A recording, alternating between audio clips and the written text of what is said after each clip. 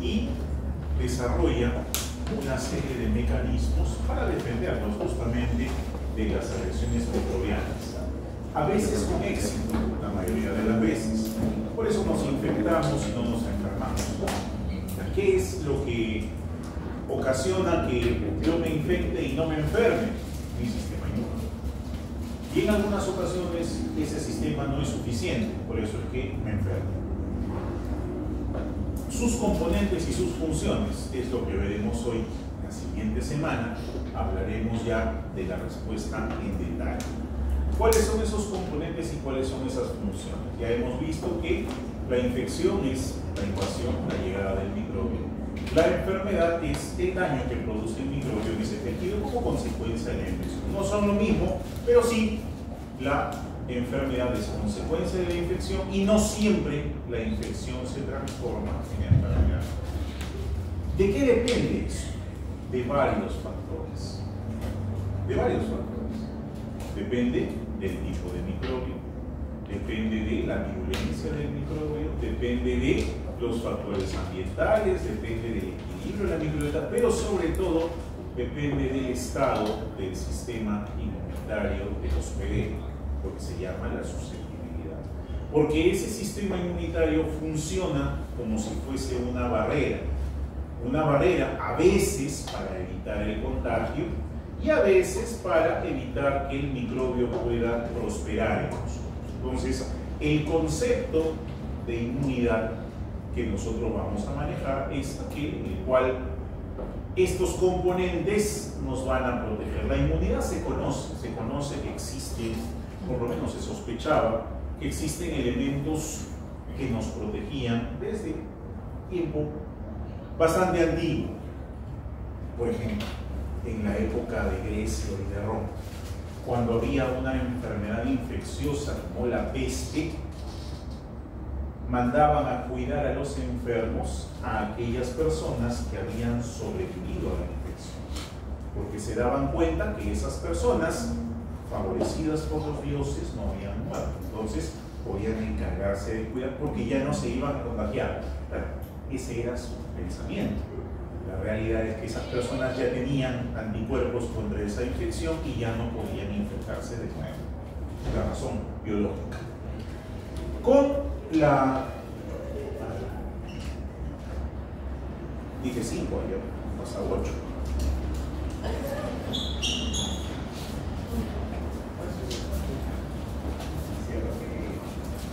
Cierra. Gracias.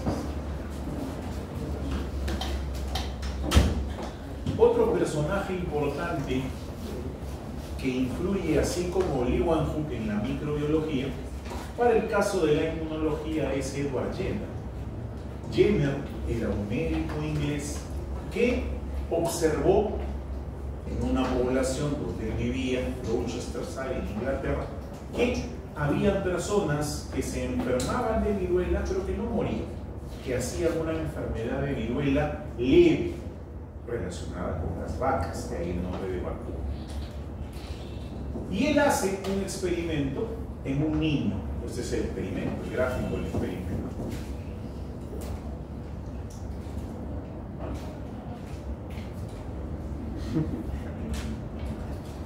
Pase, por favor. Gracias. En ese experimento, Jenner inocula las pústulas de la costra seca. Se agarra la costra seca de un enfermo de viruela de las vacas, la muele, le hace un cortecito en el brazo al niño y le mete ahí el molido de la pústula seca del enfermo con viruela de las vacas. El niño hace la enfermedad de viruela de las vacas leve, se recupera y cuando se contacta con personas enfermas de viruela ya no se contagia.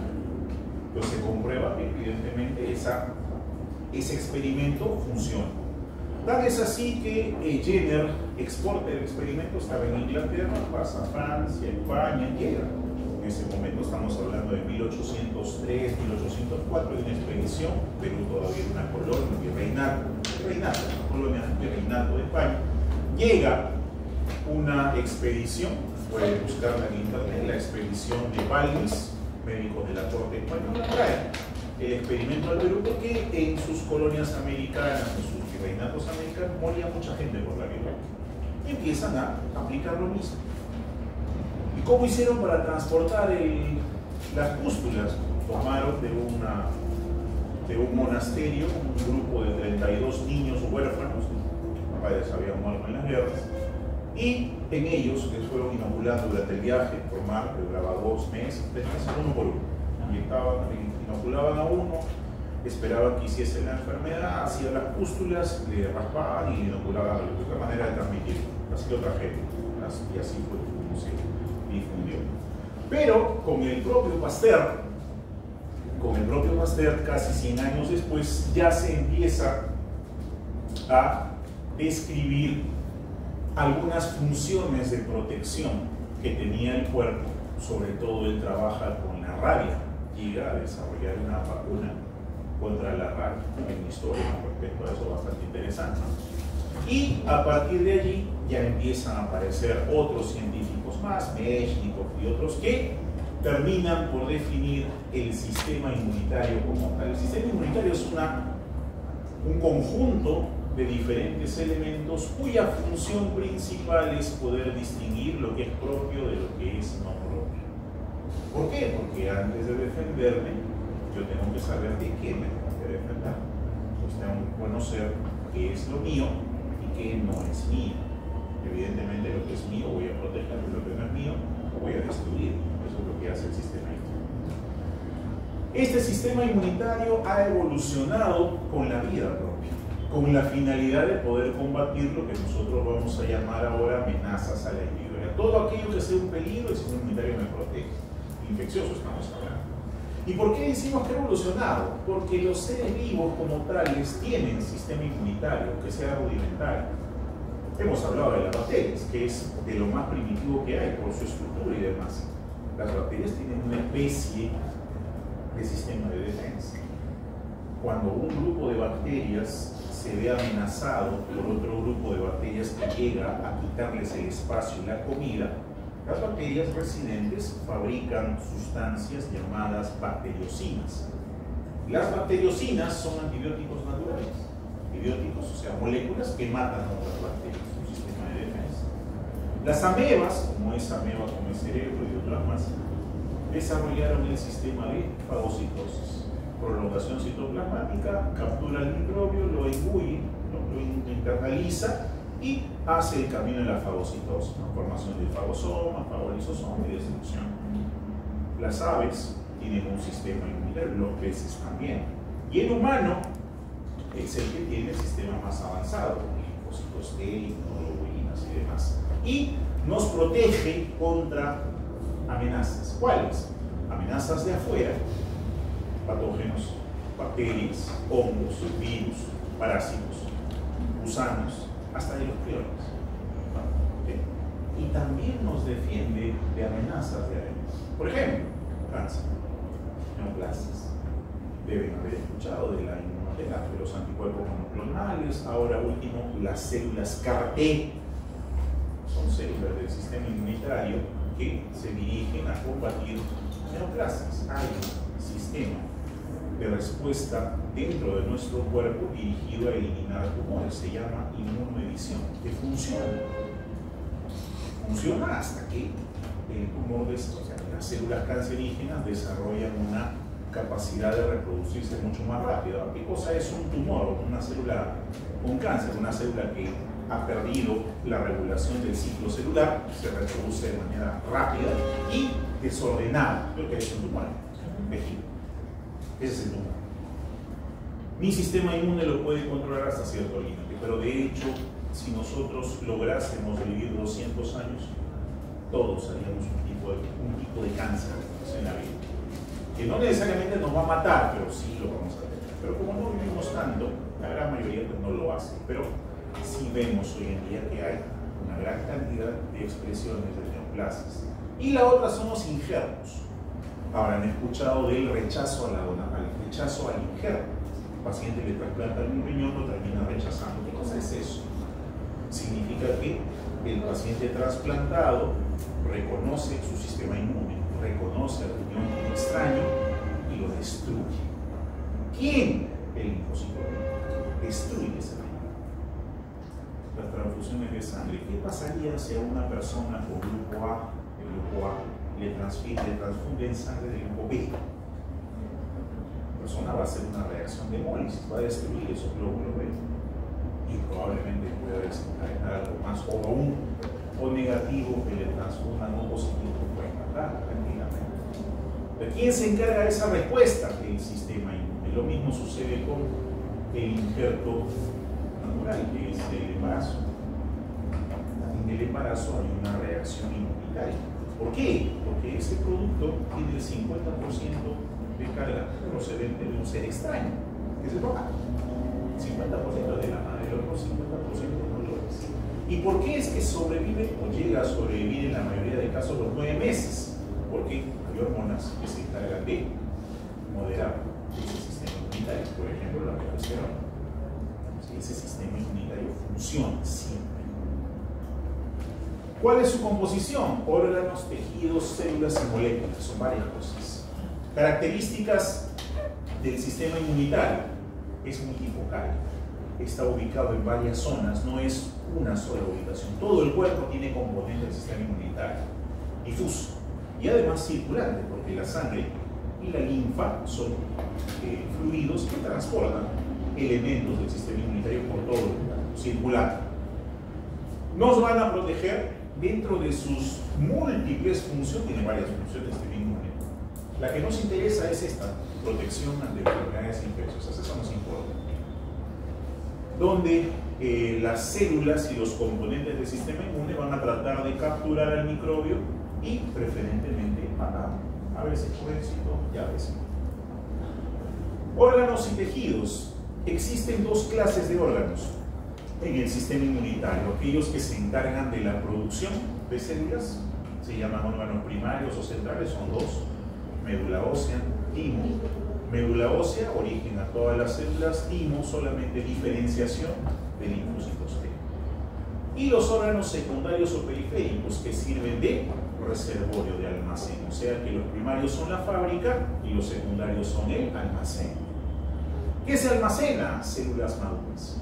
Y allí también ocurren las respuestas inmunitarias. ¿Cuáles son esos órganos secundarios o periféricos? Los ganglios linfáticos, que a su vez están interconectados por vasos linfáticos y por vasos sanguíneos. El vaso, que sí es único, y el más abundante de todos, que es el tejido linfoide asociado a mucosas, que se encuentra debajo de todas las superficies epiteliales y mucosas del cuerpo. ¿Por qué estará aquí el tejido de defensa? ¿Por qué es el más abundante? ¿Por qué creen que es el más abundante? ¿Por dónde ingresan los microbios? De afuera, ¿sí? ¿Por dónde? Por la piel. Debajo de la piel hay tejido linfoide. ¿Por dónde más? Por la vía respiratoria. Debajo de la vía respiratoria hay tejido de defensa. ¿Por dónde más? Por la vía digestiva. Debajo del tejido digestivo hay sistema de defensa. Y por la vía geniculinaria también hay tejido de defensa. Por todas las zonas expuestas al exterior hay tejido de defensa. Los tejidos, por su parte, sirven de comunicación. Particularmente se menciona la sangre y la linfa porque vienen circulando en una red de vasos sanguíneos y vasos linfáticos que a su vez se interrelacionan entre sí, se conectan entre sí con el torácico y demás. Eso facilita el intercambio de componentes del sistema inmune de un compartimento a otro, la circulación. El sistema y las células, sobre todo del sistema inmune, patrullan todo el cuerpo en la búsqueda de microbios que pudiesen resultar patógenos, a los cuales hay que detectar y luego destruir. Células y moléculas. Las células del sistema inmunitario se originan durante un proceso llamado hematopoiesis.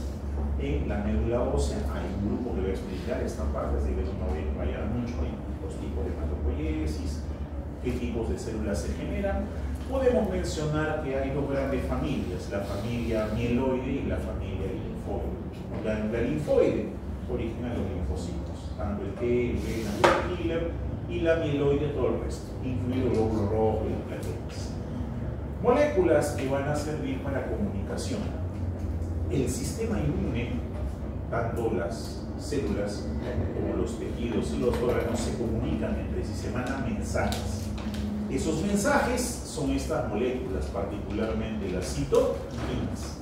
¿Para qué se mandaría mensaje una célula con otra célula? Para iniciar un proceso, para frenar un proceso, para modular un proceso. Necesitan mandarse mensajes. Oye, te espero abajo, oye, estoy arriba, dame tu mandil, pasa a seguir. Esos mensajitos se llaman citoquinas, son mensajes dirigidos a una célula en forma de estructura química.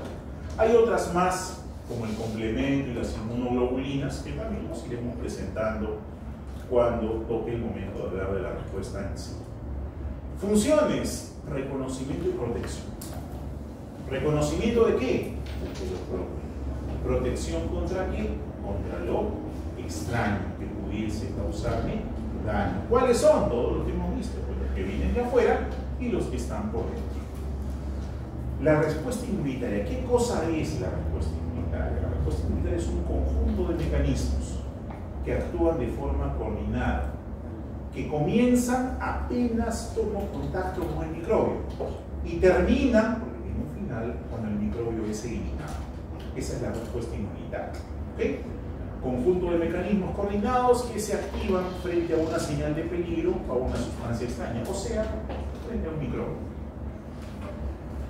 ¿Existe alguna relación o correlación entre las fases de la enfermedad infecciosa y la respuesta inmune? Sí, acabamos de ver que en la enfermedad infecciosa hay una parte donde no hay síntomas y hay otra donde sí hay síntomas y se llega al acme de la enfermedad, al punto más crítico.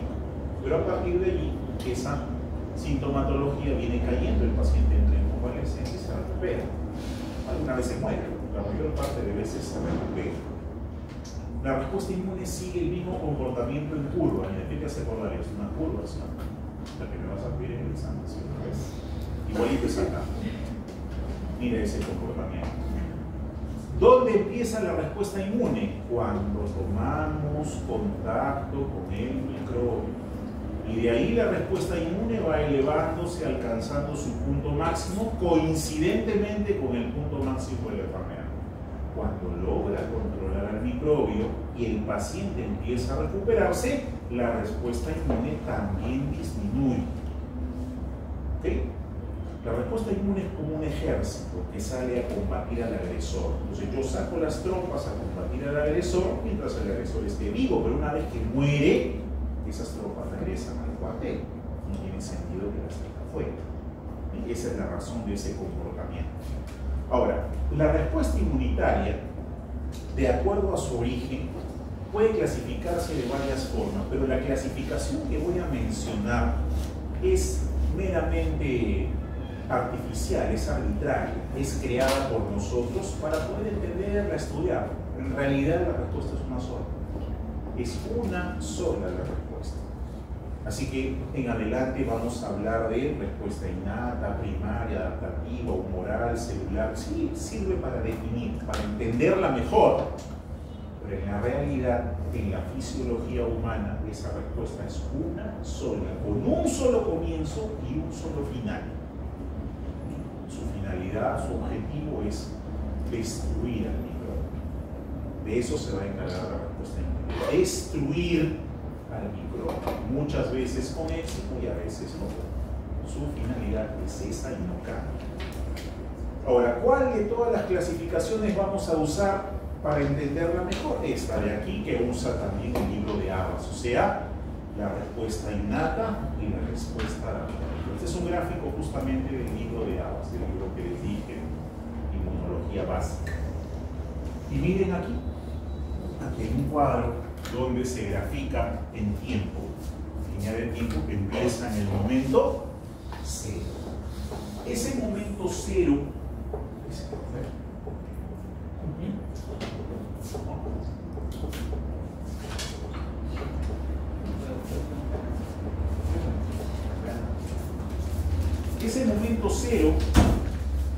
está graficado allí para recordarnos que la respuesta inmunitaria, no se distraiga, que la respuesta inmunitaria comienza cuando tomamos contacto con el microbio.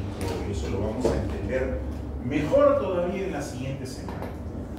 Comienza cuando tomamos contacto con el microbio y la respuesta que se desarrolla en las primeras horas se llama respuesta innata, porque es una respuesta que ya está lista para ejercerse. Ahí está la fiebre, la inflamación, la fagocitosis, interviene una serie, se llama constitutivo, es la respuesta natural, la inmediata, y es una respuesta siempre constante, solo que varía en intensidad, no es específica, es la misma respuesta contra cualquier microbio. Ahora, existe un momento, que puede ser a las 2 o 24 horas, donde esa respuesta ya se hace específica, ya se desarrolla lo que se conoce como respuesta adaptativa. El nombre adaptativo nos dice algo, que nos adaptamos a esa situación. Entonces, esa respuesta adaptativa tiene dos componentes nada más, el linfocito B y el linfocito T, no hay más. En la respuesta innata están todas las demás, mastocito, fagocito, ¿qué es eso? ¿Alguien se quedó en el ascensor? ¿No? Provecho. Natural killer, dendrítica, etc. ¿Ya? La respuesta adaptativa es importante para nosotros porque con esta respuesta es con la que se genera la memoria. Y es el fundamento que vamos a utilizar, por ejemplo, para las vacunas. ¿Se han vacunado alguna vez? Contra el sarampión, contra la hepatitis. ¿Para qué se vacuna? ¿Para que no se enfermen? Para que no se infecten se vacuna. Ni siquiera no se enfermen, para que no se infecten. Porque esos anticuerpos que se generan, esas inmunoglobulinas que se generan, lo que van a hacer es bloquear al microbio, impedir que tome contacto con nosotros. Y eso se fundamenta en esto. Esta respuesta es específica, tanto en cantidad como en calidad. ¿Okay? Así la vamos a estudiar. Vamos a hablar la próxima semana de la respuesta innata. Vamos a hablar de sus componentes, vamos a hablar de sus mecanismos efectores. Vengan temprano, empiezo a 3:40, ya saben, para que no haya interrupciones, se lo recuerdo. Si no se pierde, se distrae, se pierde. Y en la subsiguiente semana vamos a hablar de la respuesta adaptativa. Esta respuesta es compleja, pero tiene una secuencia lógica. Es como un cuento que viene por capítulos, como una novela. Si tú te pierdes un capítulo, no vas a entender el resto. Ya no se entiende. Entonces es mejor desde el inicio. ¿Ok? Visión general de la respuesta. Es una forma de presentarla, ¿no? Esta es el círculo, el círculo más grande, el punteado más grande, el elipse más grande, representa nuestra vida, todo nuestro cuerpo. Y la respuesta inmunitaria está dividida, digamos que estratificada en líneas de defensa. Hay un gráfico, un castillo, su foso y demás. Esta está mejor. Así está la respuesta hecha. Hay respuesta de primera línea, de segunda línea y de tercera línea. La de la primera y segunda línea corresponde a la respuesta innata, la inmediata. Y la tercera línea es la respuesta adquirida, porque demora además en desarrollarse. Los patógenos vienen de afuera, correcto. ¿Contra qué se van a enfrentar? Contra la primera línea de defensa. Esa primera línea de defensa tiene tres componentes. El componente mecánico, el componente químico y el componente biológico. ¿Cuál es el componente mecánico? La piel es una barrera de defensa. No hay microbio que pueda atravesar la piel sana. ¿Okay? No hay microbio que atraviese la piel ni el ébola, la piel sana. Pero basta que tengas una heridita pequeña producida por un arañazo, por un golpe, por un corte, lo que sea, para que eso se convierta en una puerta de entrada. Pero mientras la piel esté intacta, nada la va a atravesar. Mecánica.